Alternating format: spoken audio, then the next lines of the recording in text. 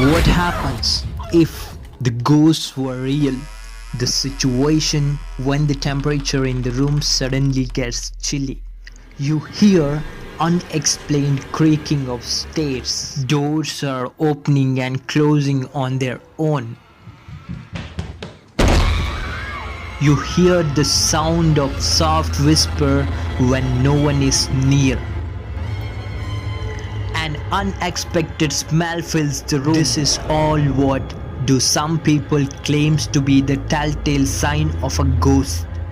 In fact, these ghosts are the most scariest things on the planet Earth. They can do many horrible and impossible things. They can scratch you, they can bite you, they can lift you, even they can kill you. Just think, the so-called developed country named United States of America believed 43% about the existence of the ghost, and also many Americans experienced it. Personal experience is the one thing, but scientific evidence is another matter. If the ghost exists but scientifically cannot be detected or recorded, then all the photos, videos, audios and other recordings claims to be the evidence of ghost cannot be the ghost. If not the ghost, then what is that? But we may heard about the ghost can move through the solid walls and objects without disturbing them, or they can slam doors shut and throw the object across the room. If the ghosts are the human inside souls, then why do they appear clothed and with the inanimate object like hats and dresses?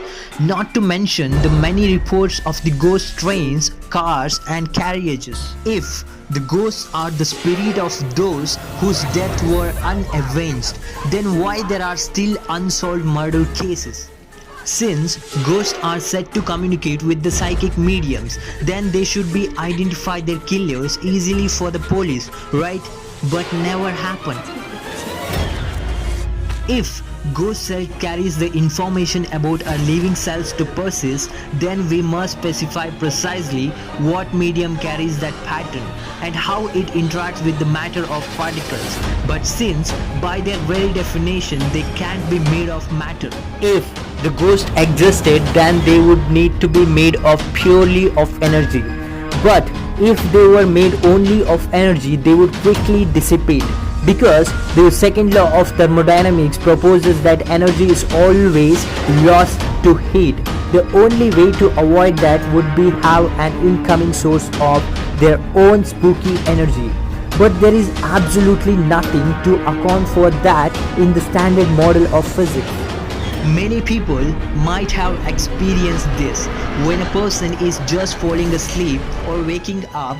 During these transitions, you may find that someone is trying to kill you by pressing your neck.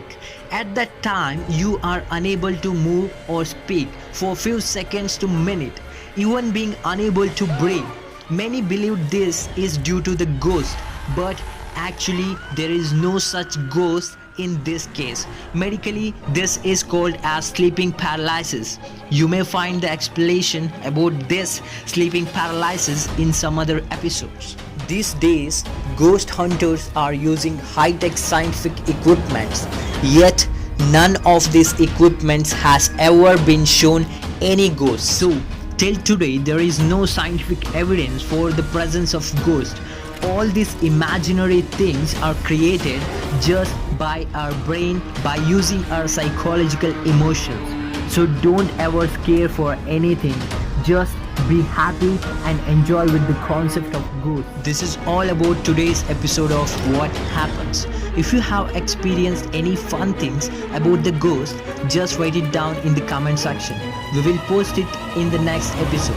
Until then, stay safe and subscribe to our channel for the next episode.